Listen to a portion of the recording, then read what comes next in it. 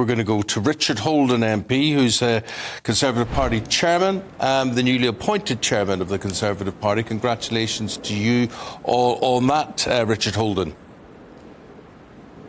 Thanks, Eamon. So, Richard, tell me, what sort of party have you got under you now that the dust is beginning to settle, or is it beginning to settle over Suella Braverman? Well, I think you can see we've got a very broad church of a Conservative Party. People like me from the north of England, people like David Cameron, who've had a huge amount of experience in government from right across the country.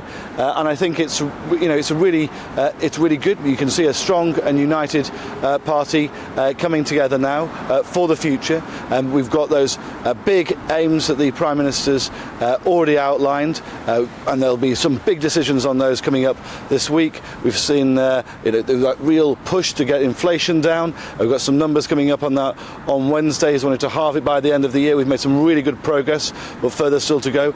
Obviously, we've got the court case around Rwanda happening later this week as well, but we've made huge progress, and I think that's where we want to see you as stepping forwards even further now, and that's why this reshuffle has really refreshed the party as well. Or has it widened the sort of chasms within the party? I mean, just looking at some of the headlines this morning, Cameron's return sparks Brexiteer backlash, says The Telegraph. But it's The Express that says, who will speak up for the Red Wall? And I wondered this morning, has Rishi Sunak completely given up on the Red Wall? Well, look, I'm a Red Wall MP elected up there. I've got colleagues like Robbie from Keighley, who's in government as well, like Andrew Stevenson from over in Pendle too, like Lee Rowley from North East Derbyshire as well. So I think you've got some promotions from within the Red Wall as well. You know, seats like mine, covering the former steel town of Concert, you know, nobody thought those seats would be Conservative, but I'm still out there battling for my constituents on a daily basis. I think there's very strong voices from right across the Red Wall, whether it's me as party chairman, or people like Lee Rowley as the housing minister, or people like Andrew Stevenson over in health. I think we've got a really good cross-section of people from right across the country. That's good to hear, but it's not those people that are being talked about today. It's a guy that represents maybe the south of England and the hierarchy, the grandees of the Conservative Party. David Cameron, where does he fit into all of this with those Red Wall voters? Well, I think, you know, there's always been a base of Conservative support right across the country, and it's right that we're a proper broad party which reflects the country as well. I don't think anybody, you know, I think what's particularly nice about seeing what David Cameron said yesterday is that when the Prime Minister asked him to serve his country and step back up after he'd served as party leader for 11 years, Prime Minister for 6 years, that he's come back to do that. I think that's really important. But I think you've seen, as I've said, a party really reflected of the entire country, and that's just so important that as a broad Conservative Party we reflect all of that as well.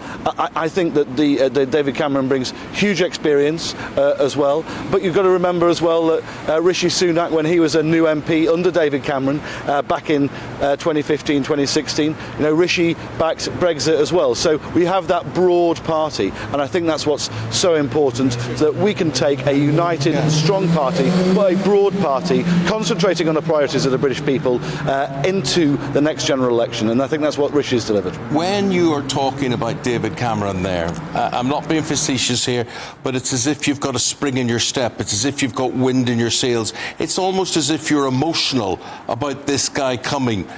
What way do you see him? I mean, this second coming of Cameron here, does it make you emotional? Are you proud? I think it's great that we've got a broad party right across the country. Look, I joined the party when William Hague, a fellow Northerner, was leader back in the early 2000s, and you know, I'm really proud that to be part of a broad party representing everywhere from Hartsmere to Hartlepool, and that's what I want to see for our country. A really broad church, people like me representing Red Wall seats in north of England, and people like David Cameron, people of great experience, former Prime Ministers, and people from every background, every walk of life. I think that's what the Conservative Party represents. Wherever you're from, you can get on. Wherever you're from, you've got something to offer the country. And as I was party chairman yesterday and I walked into the office, I saw that poster from 1992 of John Major, which said, what does a Conservative Party do for a working class lad from Brixton? They made him Prime Minister. We've got a really strong tradition of aspiration from whatever background you're from in the Conservative Party, and I think that's something that I want to see championed. I think it's something that the Prime Minister is championing in government as he delivers on those priorities which affect my constituents in North West Durham as much as they affect people across the rest of the country. Like getting inflation down, which is so important, getting economic growth there, stopping the boats, all of those things are really important. They're not just important in one part of the country, they're important for the whole country. And yet to be achieved. I believe the Foreign Office were emotional as well about the arrival of David Cameron, very pleased to see that.